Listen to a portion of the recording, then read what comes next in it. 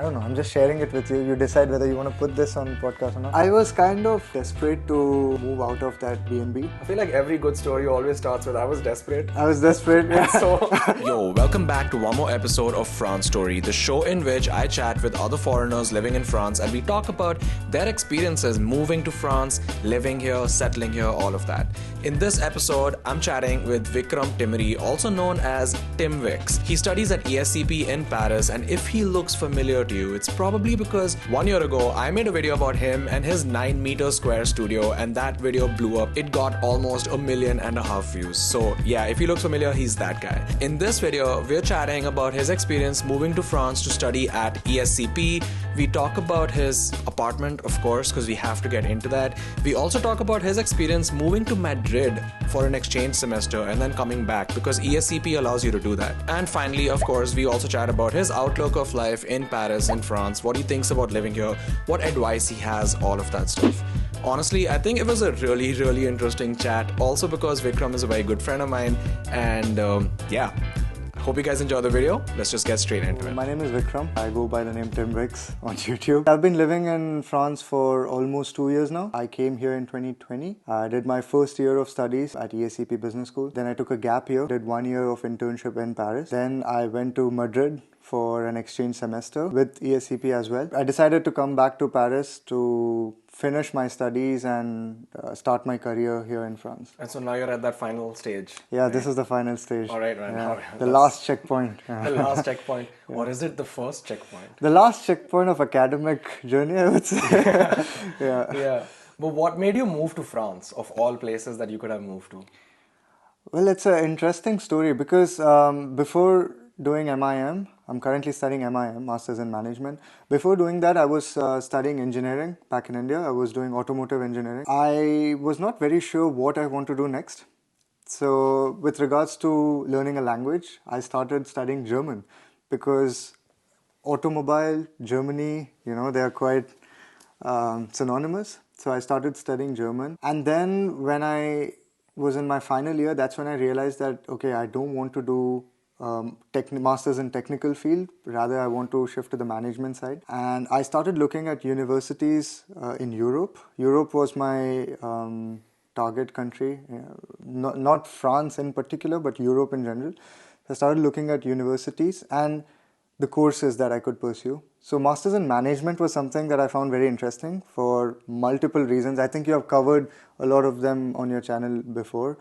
It's not that expensive, and it's also a good alternative for MBA. And for me, who doesn't have a prior experience like WorkX, I think Masters in Management was a good approach. So I started looking at universities which are good for Masters in Management.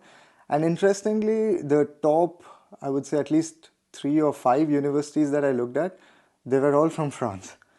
So that got me thinking, okay, if all these universities, like good management universities in Europe are from France, then why not go to France to pursue my higher education? So I shortlisted a couple of universities, and all 3 universities that I shortlisted were from France. And then I ended up getting into one of them. And that's how I ended up in France. All right. So basically your choice of moving to France was driven more by the course that you could do and like just going to the best university for that course. Yeah. Right. Yeah. Okay. I see. And why did you choose ESCP of all the universities? See, ESCP, one of the biggest advantage of ESCP was that they have multiple campuses spread across Europe, and also it's not like you're applying for an exchange. It's not, the competition is not that tough. For instance, when you're applying for an exchange program, you have to write essays again. Sometimes you have interviews. They shortlist you based on the scores that you have. But in case of ESCP, it's not like that. You can simply, as long as you're a student of ESCP, you can simply register yourself into any university that they have in Europe, and you can go and pursue your studies there. And also it's interesting that it's a mandatory requirement for you to study in at least 2 different countries in order to graduate. So they kind of, I would say, force you to go to other countries, to experience other countries, which is quite good, honestly, because in the beginning, I did not really want to go to another country to do a semester. Why not? Because I felt more comfortable here. I felt like I've established my base. I have my friends. every weekend I have someone whom I can call, hang out with. So I was kind of feeling comfortable and cozy here. And the thought of like, moving to a new country, finding a place again, it's just tiring, it's really tiring. So for those reasons, I didn't feel like going to another country to just for a semester. But since it's mandatory, I had to. I had no other option. I had to do it. And honestly, dude, once I reached there and once I started living there, it was so good. It was so good. Madrid was amazing. People were extremely good. The lifestyle, the food, the culture, it was so good. And I'm glad that I was kind of forced to do it. Otherwise, probably I wouldn't have done it. I can imagine. Yeah, I definitely want to talk about your Madrid experience. But before that, how was your first year at ESCP like? Like, what was it like when you just got here to France and you were spending your first few weeks? First few weeks were all about croissant and pain au chocolat, the cliche. No, but it was quite interesting. So I had been to France before, just a couple of, I think 1 or 2 years before I got into ACP, I got a chance to visit France. So France was not very new for me. I knew the place to some extent, but it was quite interesting in terms of finding a place to stay. Because honestly, when you come to visit a place as a tourist versus when you come to a place to stay there long term, it's totally different, right? Your formalities, the requirements that you need to do, it's totally different. It was quite interesting. Like to begin with, yeah, the whole journey of finding a place to stay, and then doing all the paperwork, the bureaucracy. Yeah, man. I mean. Yeah, I guess for you it was a little different because I think when you moved here, one of the biggest things was like finding a place to stay and your whole apartment situation, right? Because Yeah. like at ESCP, you don't have like a campus or campus housing. Exactly. Yeah. We do have a tie-up with Studapart. Right. So we do get like a preference when you apply through the student portal. And to make things more complicated, I reached here in end of 2020, and that was during the peak of COVID. So a lot of landlords were not too keen on giving apartments to foreigners because Because of COVID? because the media was saying that COVID hotspots are in these countries, and Right, we were right, coming okay. from India. I was coming from India, so yeah, it was a bit challenging. I There can were some imagine. instances where the landlords agreed in the beginning, but then after seeing the news, they kind of Oh no. said Okay, I no see. to it. Yeah. I see. But then, actually, yeah, we could just talk about right now. Like, how was that whole process of like finding an apartment? And we're definitely going to talk about your apartment. Of course. Of course.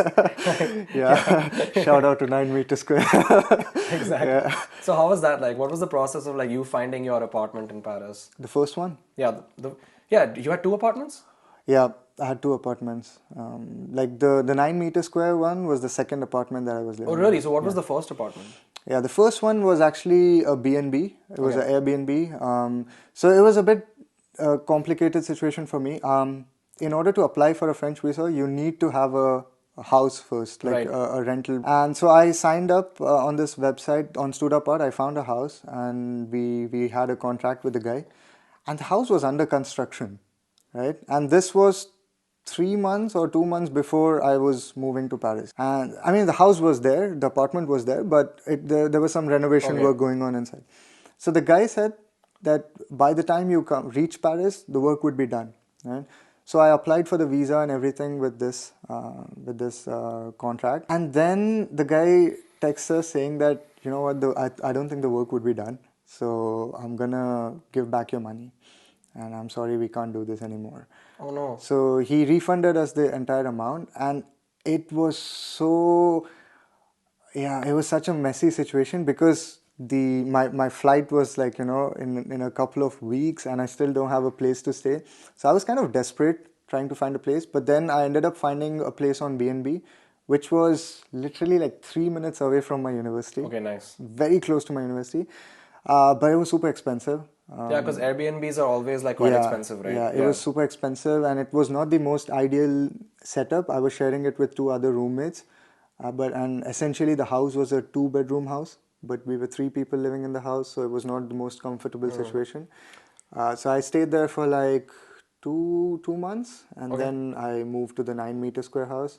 And then that was a life-changing decision for me. And the rest was history. The rest was history. Yeah. How did you find the now famous Tim Wicks's 9 meter square apartment? So I was kind of desperate to move out of that B&B. I feel like every good story always starts with I was desperate. I was desperate. And Yeah. so this was, No, but that's true because it was not the most ideal setup. It was expensive as well. So, and dude, the thing is, like, if you're paying so much money and you don't have peace of mind, that's the worst. Yeah. You know. No, for So sure. I was like, I'm paying so much and I don't want to, like, have this pressure on my head. So I was really desperate and I was like looking for a place for myself. And that's when I found this 9 meter square studio on Studapart. And honestly, the 9 meter square thing didn't really bother me that much because I always wanted to experience the tiny house thing. So tiny house, I think you're aware of the concept, right? Yeah. People living in Yeah, compact spaces. So that was something I wanted to experience, and I thought, okay, you know what? This is probably the right time for me to experience it because I'm a student. I can, I can be flexible. So I looked at the place and I looked at the view, and for me, that view was amazing. I like to have good views from my apartment, and that view was incredible. So I thought, let's give it a shot now. What could possibly go wrong? If it's too cramped for me, if it's not comfortable, I'll probably find another place. right, yeah. So with that mindset, I signed up for that place, and yeah, I actually ended up paying the money for the apartment even before I looked at it physically, which I don't recommend doing. That's especially for a 9 For meter for square 9 meter place. square, yeah, I don't recommend doing it, but I did it. And then what happened? Like when so you paid the money, you hadn't looked at it, and then you went inside and saw Yeah, it. the first time I went into that place, I felt like shit, I made the wrong decision because it felt really cramped. Also because I had like a big suitcase, like a big bag and all that stuff. So I was like, I guess like all your bags basically just occupied the yeah, entire yeah, yeah, apartment, right? literally, yeah. So as soon as I walked in, I was like, did I do, was it a mistake? So, but I think it took a while for me to get used to that place. And I learned a lot while living in that place. I think one of the biggest things I learned was that human beings are so adaptable. Like we adapt so well, no matter what the situation is, for anything, living space, relationships, anything. If we believe in ourselves and if we are confident enough, we can adapt. So I think the first 1 month was a little bit difficult for me to get used to that place. And also it was super quiet, like every other Parisian apartment. It was like very, very quiet. And small place, quiet place, it's not the best combination. But it took for some time for me to get used to it. And after a month, after like, setting up the whole place according to my tastes and everything, I started liking that place. It was my cozy den, and especially once my internship started, I used to go to the office from morning till evening, and then I just need a place to relax and crash. Yeah, you weren't spending that much time at home, Exactly. right? Yeah. Because you were going for your internship, and I guess even otherwise you were going to classes on Classes, campus. exactly. Yeah. So I was like not spending a big chunk of my time in that place anyway. Right, So. yeah. Right. But do you regret it at all to like live in such a tiny place, or do you feel like you should have done something else? Not at all, man. I think that was one of the best decisions that I did. It taught me a lot of things, and it was a very good experience in general. And I know we made a whole video about that studio tour thing, and sometimes I just go through the comments of those videos, like, and of course there are like wide variety of comments, but there are some comments which really resonated with me. And there was one comment where someone said it adds so much character to his story, and I really like that comment, and it's so true. Now that I look back, this has become such a big story for me to share. And yeah, every time I tell someone I stayed in a 9 meter square studio, they're like, "Wow, tell us more about it. How, why, when?" So it's a very good thing that happened, and I'm glad it happened. Yeah, man. No, I honestly, I completely get it because sometimes we put ourselves into these types of situations, Yeah. knowing that it's not the most ideal situation, but you know that it's gonna build character. Yeah. And I kind of experienced that when I moved to Los Angeles for my internship. And in your case, it was living in a 9 meter square studio. Yeah. For me, it was getting an apartment on Craigslist where I was sharing it with 4 other random strangers, and I was even sharing my room. Ah, You know, okay. And that also was a character building experience. I can And imagine. yeah, man, I feel like these are some of the things that like we can do them when we're young and when we don't have much to lose. Yeah. You know, like when you know that okay, like worst case scenario, you're gonna move out. You know. And sometimes you just have to trust your own judgment Yeah. because you know yourself the best Yeah. than anyone else. I think honestly, if I had told some of my friends, or if I had asked my friends, hey, there's a 9 meter square studio, do you think I should go? Probably most of them would have said no, don't do that. Yeah. Yeah, and I wouldn't have gone there. But sometimes you just have to, like, believe in yourself and see what works for you. Yeah, right. It's like you want to do something, even though that thing may seem a little stupid for other people. It's like, but if it feels right in that moment, Yeah. that's it. You gotta go do it. Yeah, true. And I think this also just like builds risk appetite. It builds up resilience as well.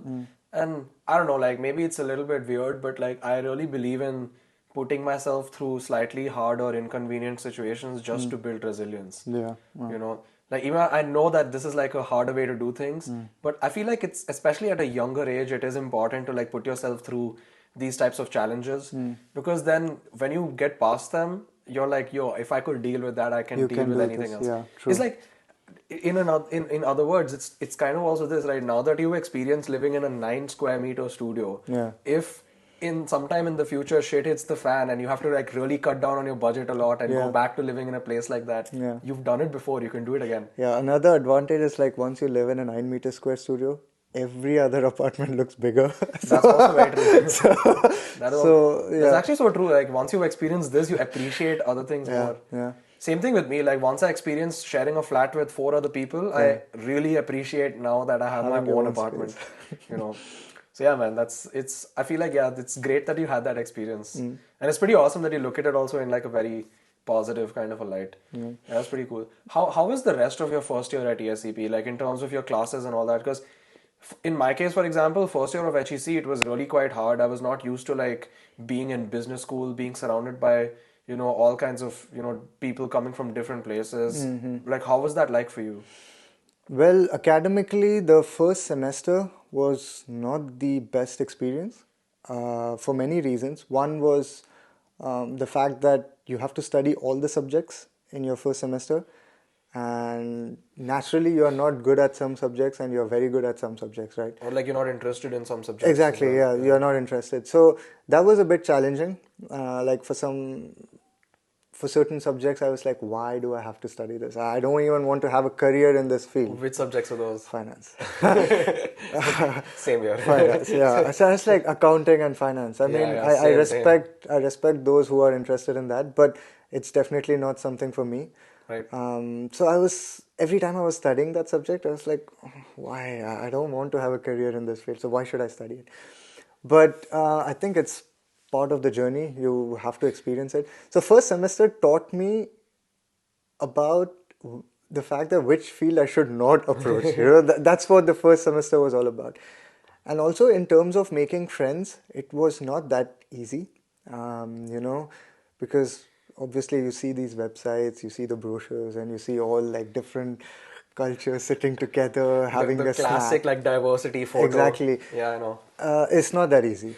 It's definitely not that easy. And most of the time, international students, we come with an intention of making friends with people from other nationalities. You come so far from home in order to do this.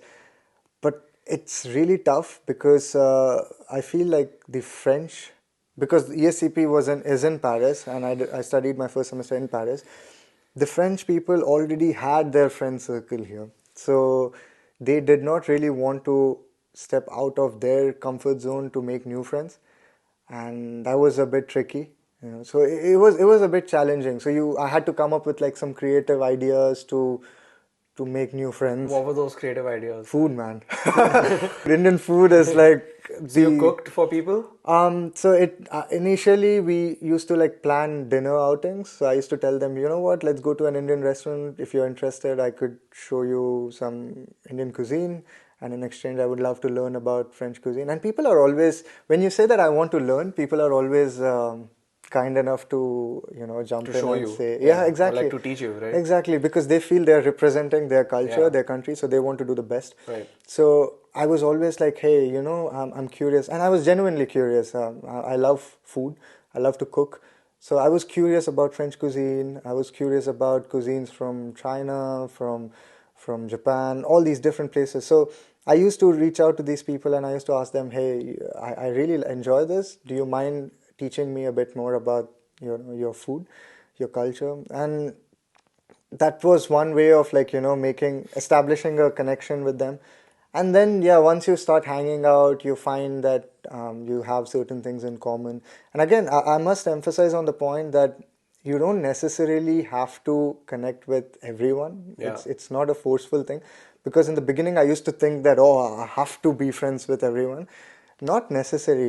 Sometimes you share a few things with other people and sometimes you just don't. There's nothing in common. And if there's nothing in common and you don't really resonate with that person, you don't really have to hang out with them. So yeah, yeah, be a bit open-minded, but at the same time be a bit selective. yeah. I think it's like, um, I don't know. I think it was also Joshua who mentioned this when I interviewed him for the same podcast. That, and it was definitely the case for me as well. That in the beginning, you just want to say yes to every opportunity, Yeah, hang out with everyone. You want to make connections with yeah, everyone. yeah, You'll take what you can get, yeah, kind of a thing, yeah. right? And that was, I guess, also the case for me in the beginning. And then eventually, I'm just like, yeah, actually, like I want to be a little bit more selective of like who I'm hanging out with, and also just realizing the same as you that yeah, I don't need to be connecting with Yeah, everybody, exactly, you know. exactly. But continuing with this academic experience, the second semester was much, much more interesting because from second semester onwards, you start to choose your specialization, which is your choice. Right. So you end up choosing the things that you want to do, that you like. So in my case, I started with consulting and it was really good. The specialization was amazing. We did like a lot of projects with external companies, and the teams, we had like real life group projects, and the team was like super diverse. Everyone was very competitive in a good way. It was a nice experience. So second semester onwards, we every semester we had to like choose a specialization, Right. and since it's your choice, it was pretty That was good. much nice of you. Yeah, And I yeah. think by then, had you also like made more friends and Oh yeah, definitely. So by second semester, people started to. I was also making videos about ESCP as well. So I was sharing my experiences on my channel. So some of them found me through the YouTube videos. Then I do photography. So some of them found my Instagram page. They saw the pictures, and I'm also like big time into cars. I right. love automobiles. So I used to go on car meets, just to like meet new people, do some photography, automotive photography. Wait, how was that like? Like going to car meets and were the people at the car meets mostly French people or were they other foreigners? They're mostly French. And how did you like? Were you fluent in French at that time? Not that much. So how did you like deal with that? So it all started with me just showing up in the meet and taking pictures. I barely spoke with anyone the first couple of times. I was just there taking photos, appreciating these vehicles. And if I really found some vehicle interesting, I used to just go to that vehicle and wait for the owner to show up and then probably ask them. Some of them spoke English, some of them did not. So I just used to do this in the beginning, and then after coming back from the meet, I would edit these pictures and I'll post them on my Instagram with the hashtags. And right after the meet, this particular hashtag, wherever the meet happened, that would be trending because everyone is searching for pictures, right? And most of the car owners who show up, they don't do photography, they just come with their car and they want someone to click a good picture of their car. I mean, who doesn't? If you have a nice Exactly. car, right? Yeah, Yeah. exactly. So they would start searching for the this hashtags, and they would find the picture. So I posted a lot of pictures and people started discovering me through these posts. And some of them, they DM'd me. They said, "Dude, I really love." It was all in French, by the way. So they DM me and they say, "Dude, I really love this picture. Next time you show up on the meet, just come and say hi." So that's how it all started. So the maybe the fifth, sixth time I went to the meet, people started knowing me, and I was the only Indian dude in the whole meet, so it's not that hard for them. To like know who's the guy taking the photo. Exactly. So Yeah. they recognized me, and I started doing like I started making more friends there. And then while I was in my internship, I met a few colleagues who were also passionate about cars, and one of them was in my team, and he happened to own a nice car. It was a Mazda MX-5, and we started talking, and then he came to know I'm like super passionate about cars. Then we started going out on road trips, and then one thing led to another. And then even before I realized, I was in a racetrack somewhere close to Bordeaux doing drifts in the passenger seat. Like, yeah, it's wild. Man, that's so crazy. Yeah. And all of this happened just because you decided to like show up and give value to people. Here's the interesting thing, man. This whole car meet thing started while I was living in a 9-meter square studio, right? So because it's a small place and I didn't have much things to do, every weekend I would force myself to get out of the house. And this car meet was happening close to this place. It was like a 10-minute walk from this place. So I had like zero excuse not to go there. In fact, I was looking forward to go there because I want to get out of the house. Right. Get some fresh air. Man, so that was basically like one of the biggest benefits that house could have given you. Exactly, yeah. Right. So I started like it kind of pushed me to go out more Yeah. and meet new people more. Exactly. So it began like that. It's so cool and it's so interesting that you look back at all the positives that a particular situation has given you. It's like, I guess you only realize these things after. Yeah. You don't really go into deciding that, okay, I'm going to live in a tiny studio because it's going to give me these. You only realize them after. I think it's like how Steve Jobs said, right? You only connect the dots looking backwards. Yeah. Yeah. And also, I think it's also this that I think the best way to make friends in any new place is just show up and give value to people. Yeah. Because who doesn't like someone or who doesn't want to be friends with someone who's giving them something? Yeah, exactly. Dude, I think the best way of making friends, like you said, is to show up, and is also to do the things that you like to do sincerely, and then the other person will automatically catch the vibe. Yeah. And if they want to talk to you, they'll talk. Like, for example, people who play sports, like I go to the gym, right? I go every single day, 5 days a week, and I see certain people who show up every single day, 5 days a week, Yeah. and it's inevitable. Ultimately, after 2 weeks, we do end up talking. And I know so many people, like I don't know their personal life and all that stuff, but we meet every single day. We are such good friends.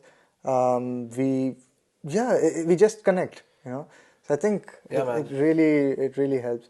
No, honestly, it really helps. It's the same thing with me recently. Like, I've started getting into improv comedy, and we have like these meetups that happen every 2 weeks, and it's always usually very similar or the same people who show up to these meetups. And same thing, like it's such a great way to meet friends Yeah. because you're all showing up, you're all there, Yeah. you're there every 2 weeks. Like it's inevitable that you will become friends at some point.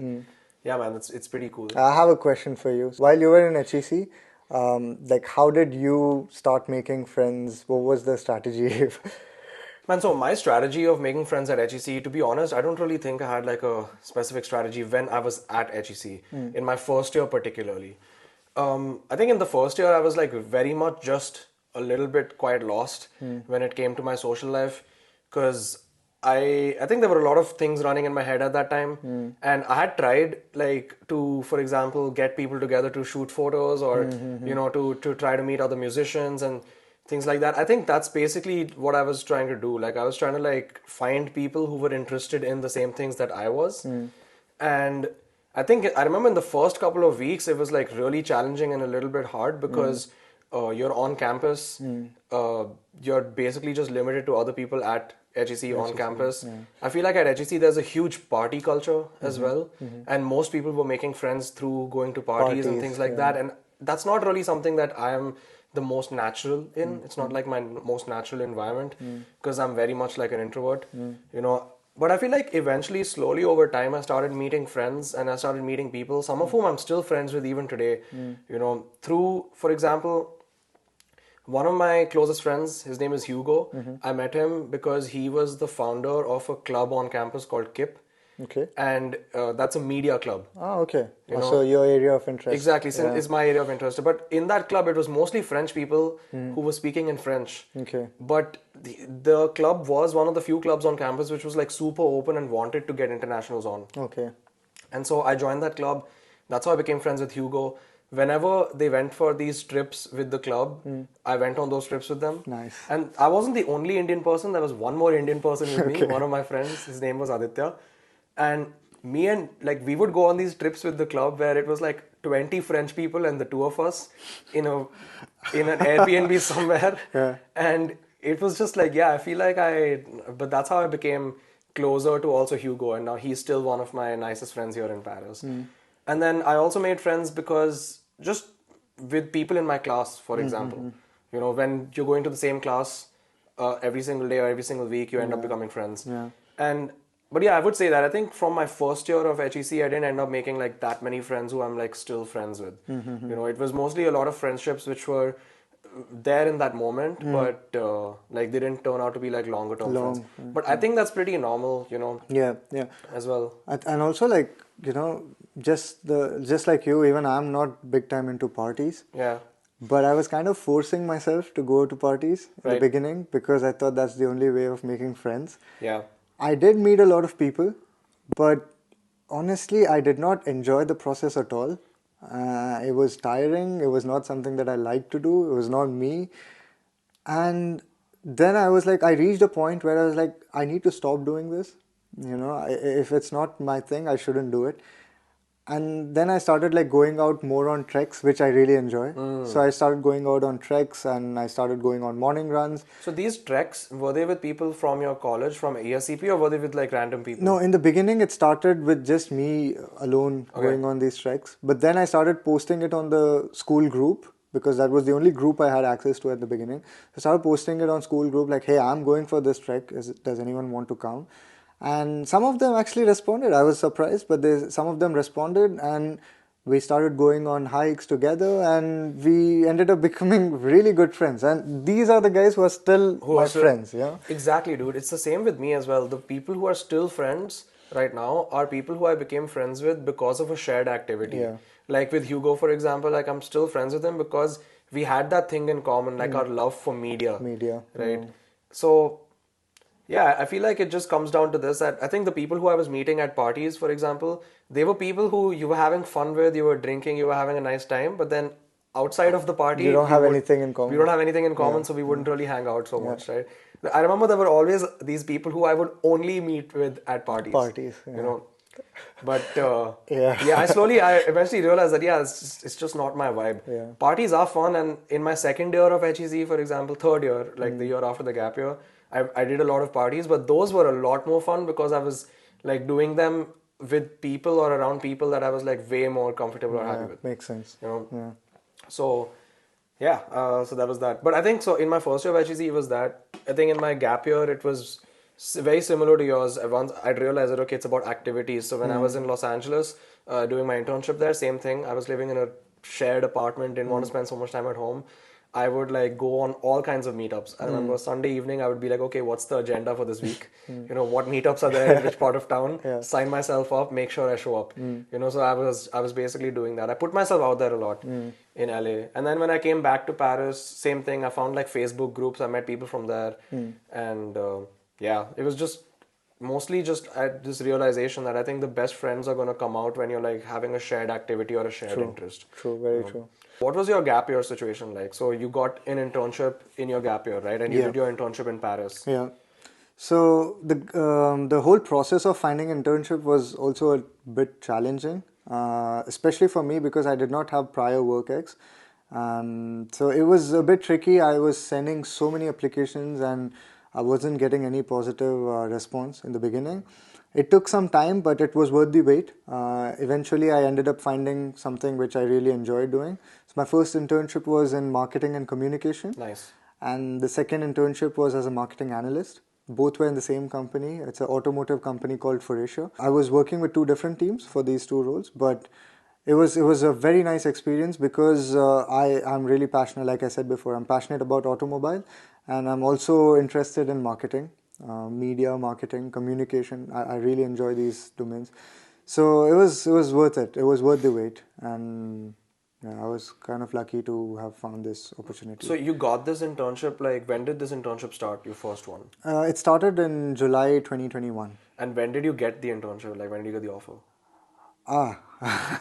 Okay, that's an interesting question because I applied for this position in February 2021. Okay. Yeah. So May, I get a random phone call. Right? It was a phone call, not even an email. No response from them before. I just get a phone call, and they immediately start talking in French, and I couldn't understand. So I thought it's like an advertisement call or something, and I cut the call. I Oh cut the no. call, right? And after like 5 minutes, they called me back.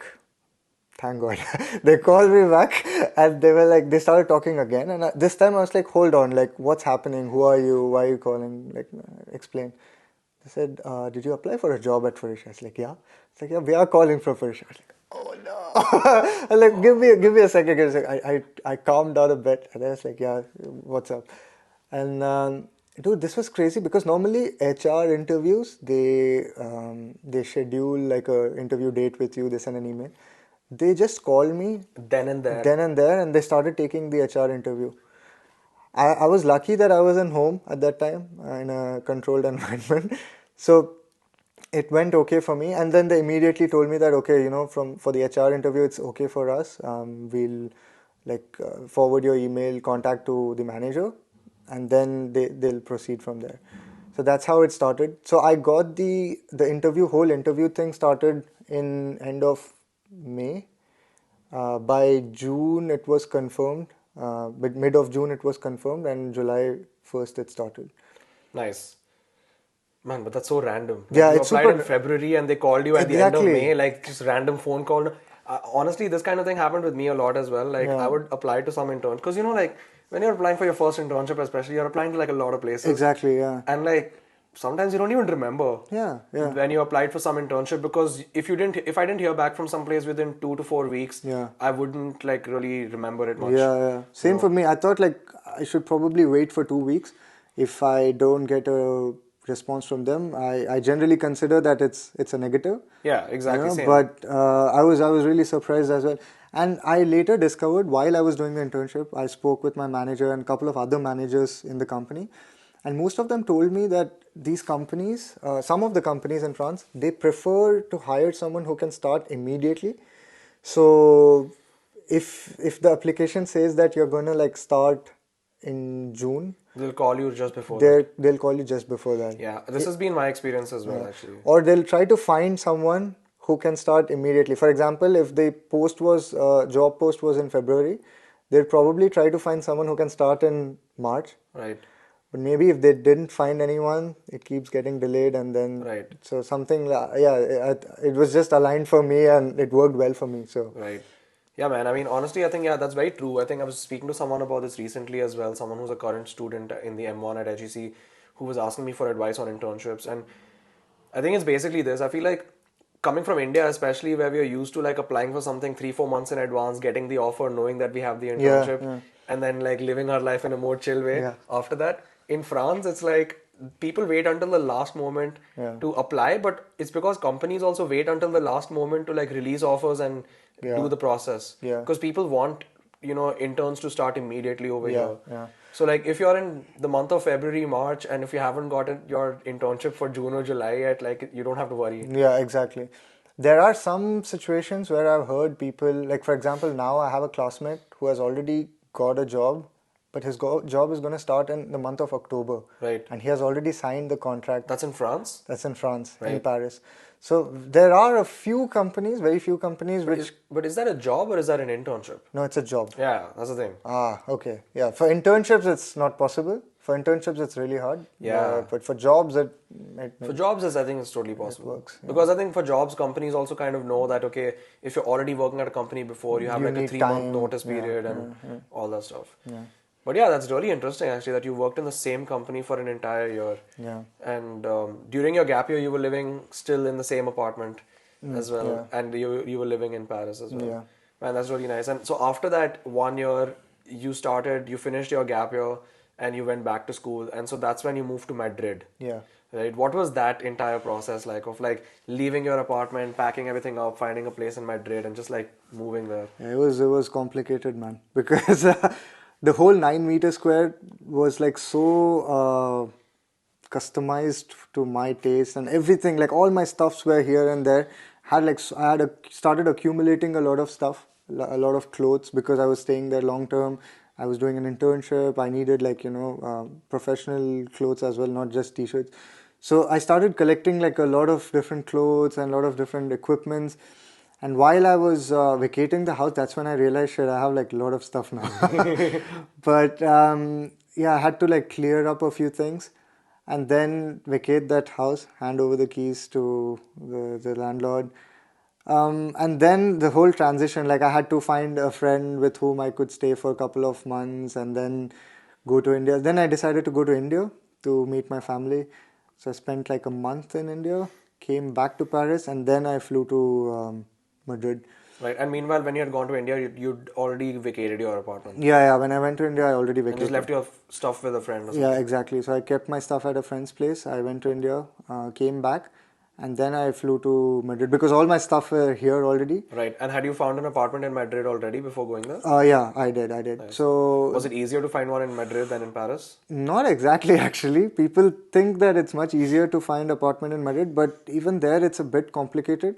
And also the rent has now started to increase Okay. in Madrid. Earlier it was quite cheaper. Like you could find a place for 400, 500 euros, a good place. But now it's like around 700 ish to Right. find a good place in Madrid. But definitely the houses are a bit more bigger compared to Paris and they are new, unlike here. Unlike Paris, yeah. Unlike here. They're definitely much newer.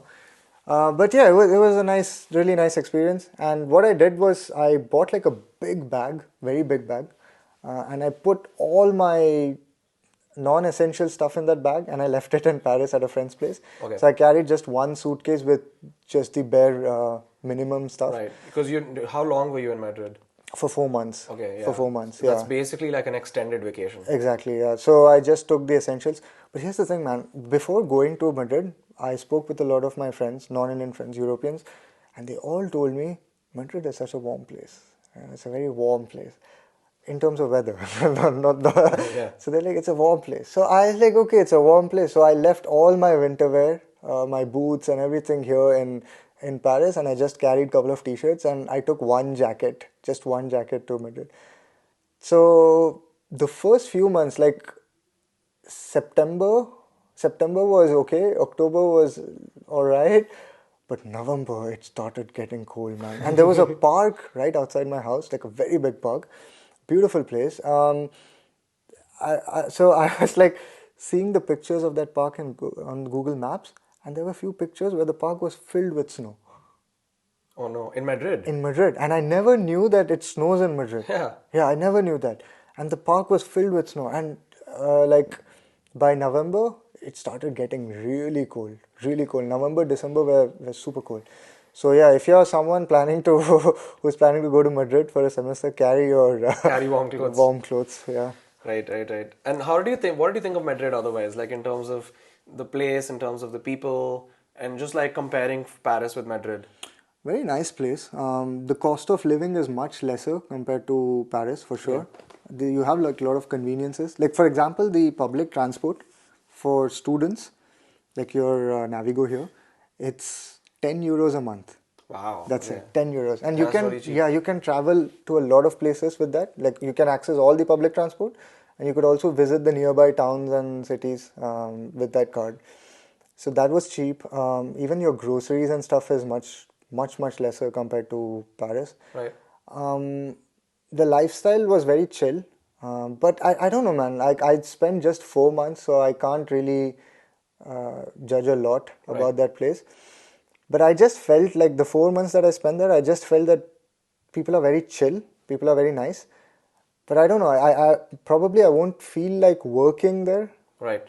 For spending a vacation, yes, But not like living there full time. they are not there living full time. I don't know. Maybe I'm wrong. Maybe I need to spend a bit more time there Gotcha. to realize that. I see. And also language.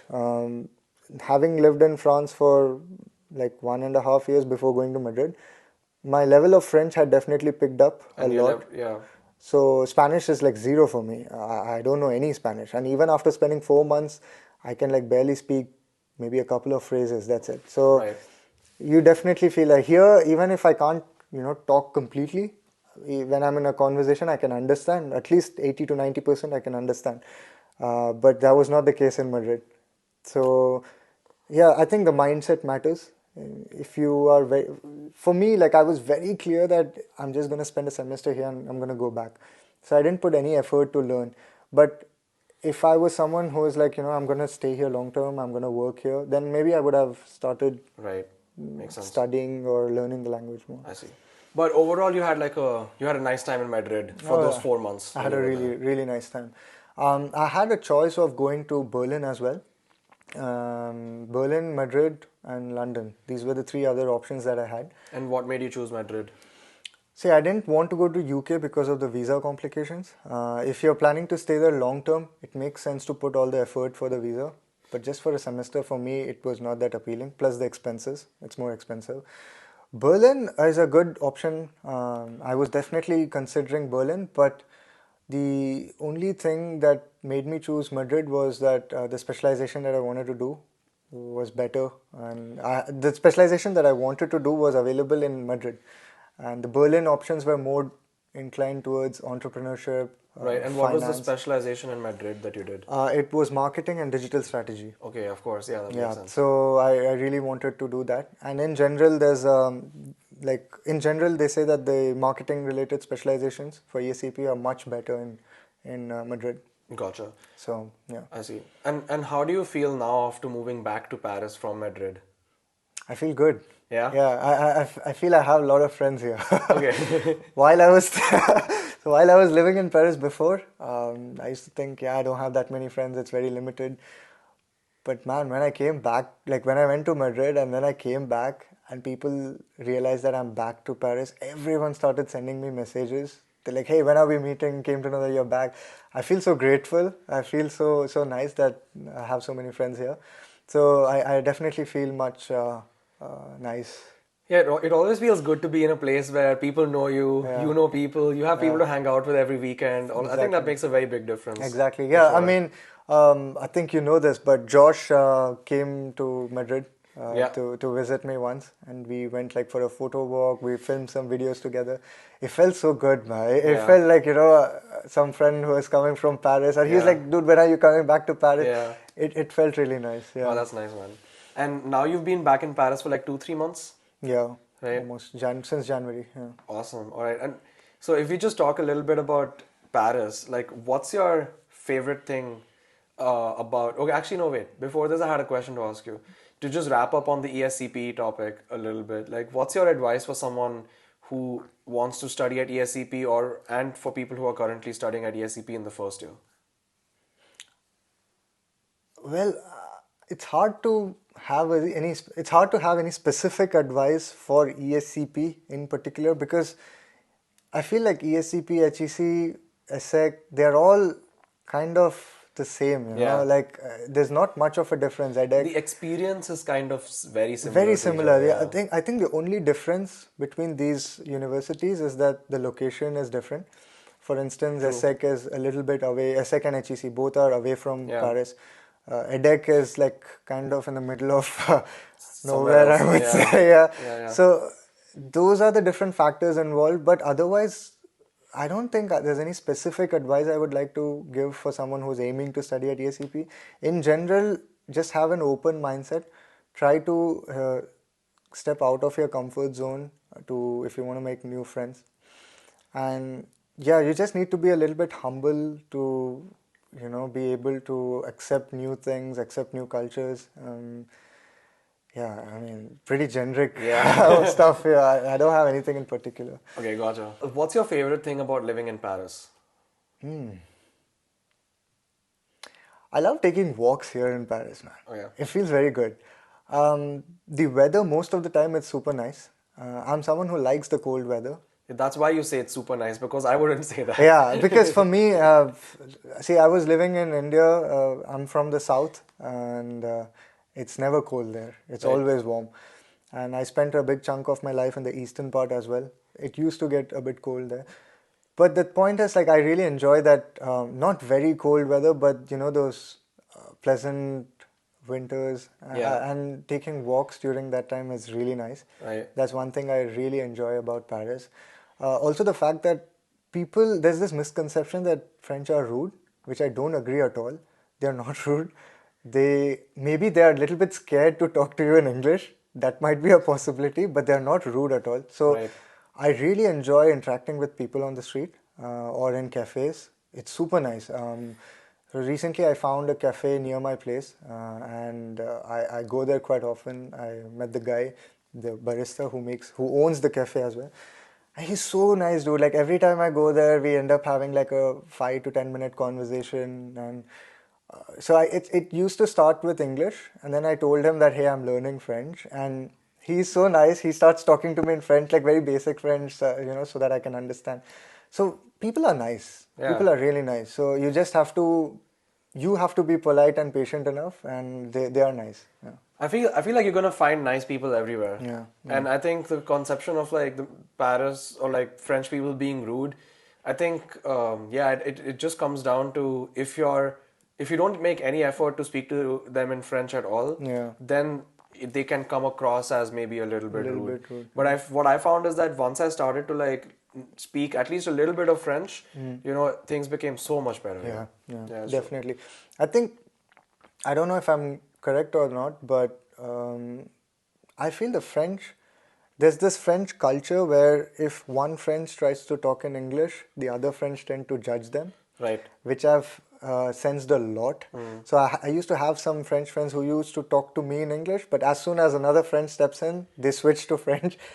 And then he says, I know French. Like, this guy knows French, so he can understand. It's fine. We don't need to talk in English. So I've seen this happen a lot of times. I don't know if you have felt the same. I know that this is definitely So, the case. yeah, I feel like when we talk in English and we talk fast, maybe they tend to get a little bit intimidated Right. by that. And if they are not very comfortable with that, they try to like take a step back and like, hey, we don't care, Yeah. Maybe that could be Maybe. But I think what you say about like, I think French people not wanting to talk in English around other French people, maybe that can be the case because I know that it's also the case back in India, for example. Like maybe it's not so much in South India, but I think in North India, I remember growing up, it was a little bit like, because I grew up in Bangalore, but my family is from Delhi. So when I used to go back to Delhi and I used to speak in English, I don't know, there was always like this little thing, right, in India of like, oh, you're speaking English, like you're trying to show off. Yeah. Right? Yeah. And I think people did feel nervous about speaking English. This was way back. I think it's not maybe the case anymore, but way back it was definitely a case. So Possible, I can understand it. Like if you're speaking English, you may be thought of as like you're trying to show off, and like maybe the people around you are thinking that this person. I don't know. But I can sense Yeah, it. but overall, I feel like people are very nice. Yeah. And in Paris, maybe people are a bit in a hurry. Yeah, You I know, mean so that's the case for any big city. any city, yeah. Yeah. So if you are someone trying to take a lot of time in a busy cafe, then of course people would be a bit bothered by that. Yeah. But otherwise, you go to any place, any shop, which is Yeah, not people are that pretty crowded. nice. People are super nice. Yeah, it's true. I agree. People are nice. And what's your least favorite thing about living in Paris? Oh, the prices, especially when you're a student and you're not earning money. It's pretty expensive. It's expensive. It's definitely expensive, and the bureaucracy, the paperwork. It's super long, super tiring. I don't know why they have to make things so complicated. While it can be super easy, man. I don't know. They just like to complicate things, I feel. Yeah. The paperwork and bureaucracy, dude. Honestly, it really never ends. It never ends. It never because ends. at every different stage of your life, there will be different paperwork and different bureaucracy to do. So, it's true. No, I mean, I'm not against the concept of paperwork. It's important, but make it simple. Yeah, I know. No, I just totally get don't it. complicate it. Don't ask me to send the same thing in 5 different languages. I know. By post, by email, by SMS, and like, why? What advice or like what would you say to someone who's going to move to Paris? have a strong paperwork. Make sure you have all the documents translated in French. No, I mean, of course, that's important. I'm You know, making you're it. not the first person to say that on this podcast. Yeah. Yeah.